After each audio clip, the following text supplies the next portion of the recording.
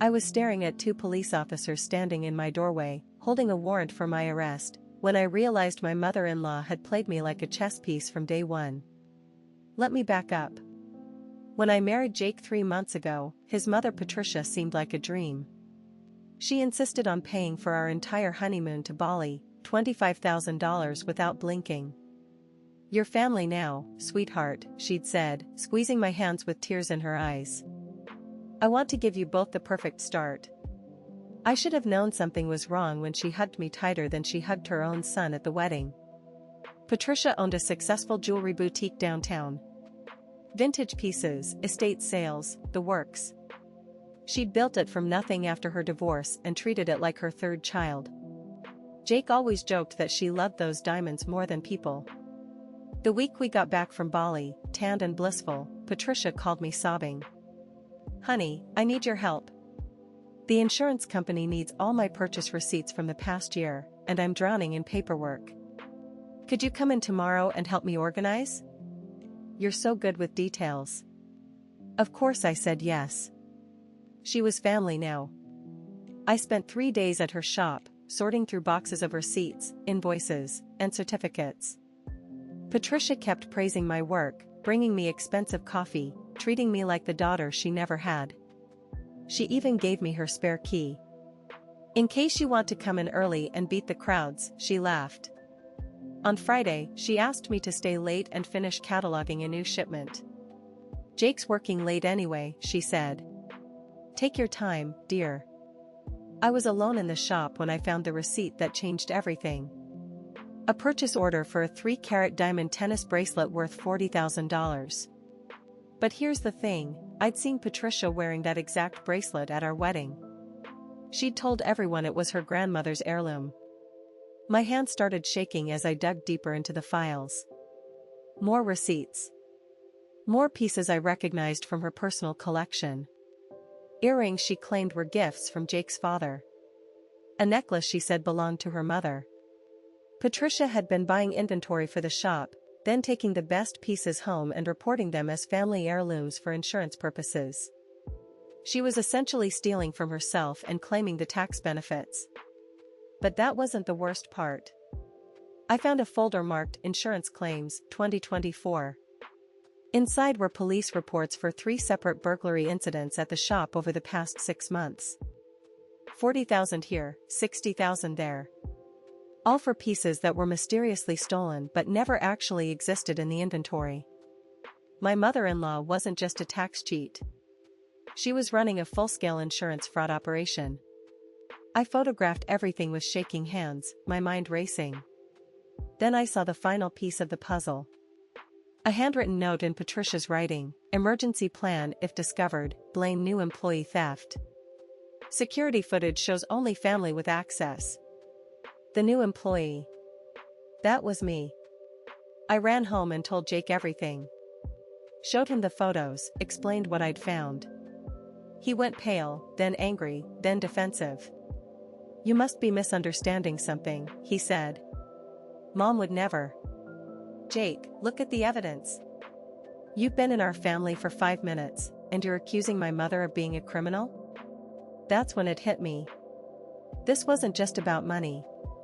This was about control. Patricia had never accepted me as Jake's wife.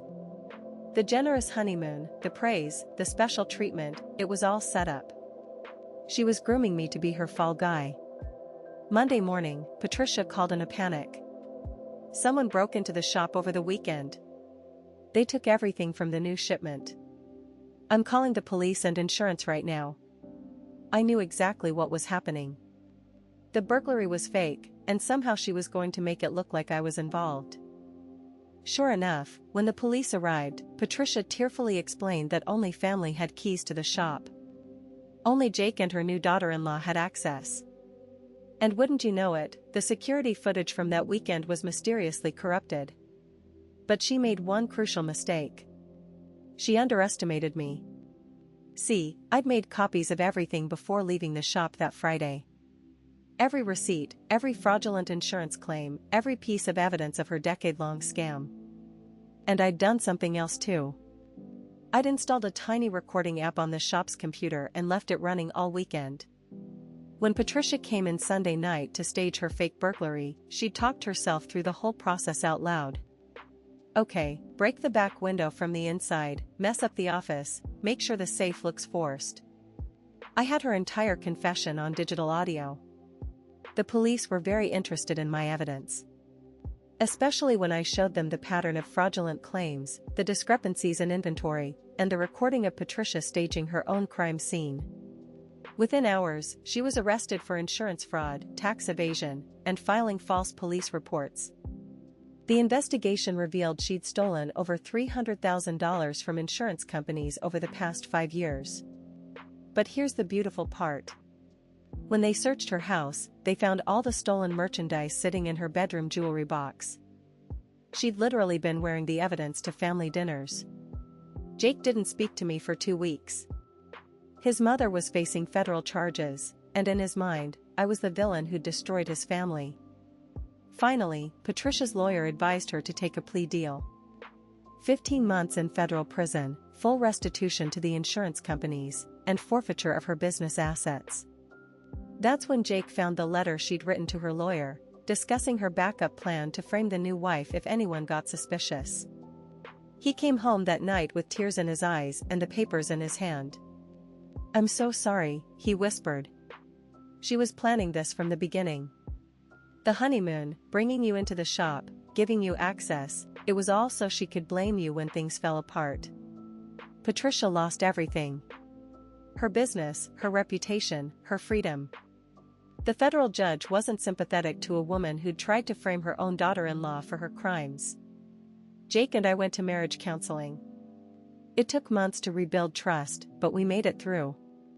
He finally understood that his mother's love had always come with conditions and manipulation. As for the honeymoon money?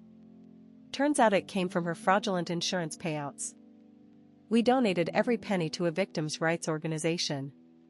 Patricia gets out of prison next year.